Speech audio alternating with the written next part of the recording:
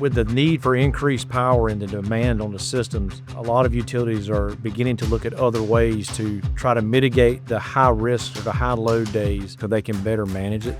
Battery energy storage sites, they're designed to actually take load off the grid when it's really hot outside or when the temperature drops. Battery energy storage kicks in. It helps to be able to store energy during low usage times and then exhausting them during the day when there is high usage times to make sure that we do have a stable grid. In the next 5 years, we can see, over 2,000 megawatts being deployed onto the electrical grid just in battery storage. So as you're approaching a battery energy storage site, they're usually connected to or just adjacent to electrical substations, and they kind of look unassuming. So most of them just look like cabinets or storage containers, but what's inside them is extremely important to have some reverence for.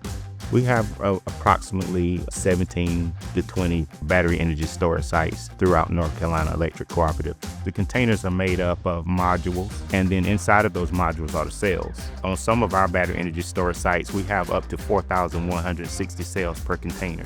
So these are typically a lithium ion, maybe even a phosphate-based chemistry, and they have a totally different behavior profile than just a general battery that you might use for your home devices. They're inherently a little bit dangerous because they can go into what's called thermal runaway. So if it's ever overcharged or undercharged or discharged too quickly or charged too quickly, or even struck by lightning or hit by a vehicle, something like that can send a cell into thermal runaway. Once that begins and ignites internally, it kind of gets into what's called cascading thermal runaway.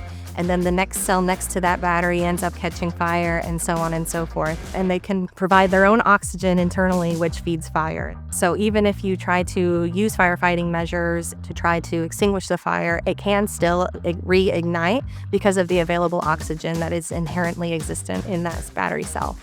So one of the first things that a fire department needs to always understand is that the responder safety is paramount here. And the goal on these types of incidents is not always to extinguish the fire. Many times it's to contain it to the source. As you're arriving on the scene, you should already know who the utility is or who the system operator is. You don't want to start these firefighting efforts until you can verify through the system operator that the system is de-energized. And then you want to call for help early, whether that be in personnel or equipment or outside agencies. And then you want to start working on very quickly on establishing your water supply. Many times these sites are in rural areas, so they may not have that static water source available or a water system close by. So this stuff is key to make sure that you've got all this stuff planned out in advance of the incident. Water is the best agent to address thermal runaway because it has superior cooling properties. If there is no risk to any property in this battery energy storage site, or if there's no risk to other property around it, it's best to take a defensive approach and let that actual container burn itself out. But if there is a risk, you use water to keep the surrounding areas cool. It's in our nature as a firefighter. If we see fire, we feel like we've got to go to that fire and we got to put water on it, we've got to extinguish it. That's not going to be the case in this. We're not going to be able to extinguish this fire in any reasonable amount of time. And also realizing that because we're having to put such a large quantity of water on this fire, that this water has to have somewhere to go. As this water is put on the structure, it's going to pick up other chemicals, it's going to pick up gases, it's going to pick up metals.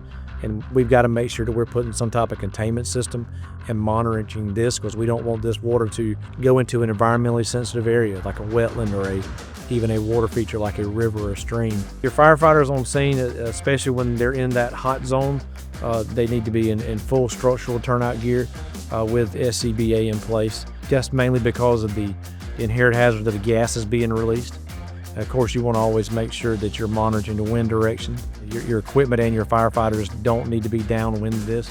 And when you start seeing any type of adverse gases in the air, you want to make sure that you evacuate appropriately. The explosion impact radius, it was 75 feet, increased that to 100 feet.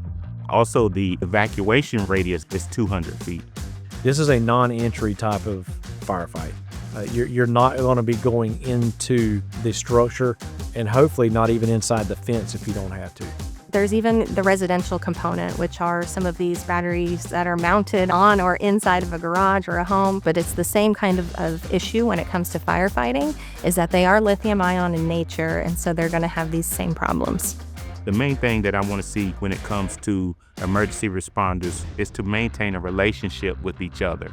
Visit the battery energy storage sites, ask questions, learn about the battery energy storage sites, learn about lithium ion batteries, learn about lithium iron phosphate batteries, and what type of hazards could they see pertaining to these batteries. That way they'll know how to respond effectively and efficiently.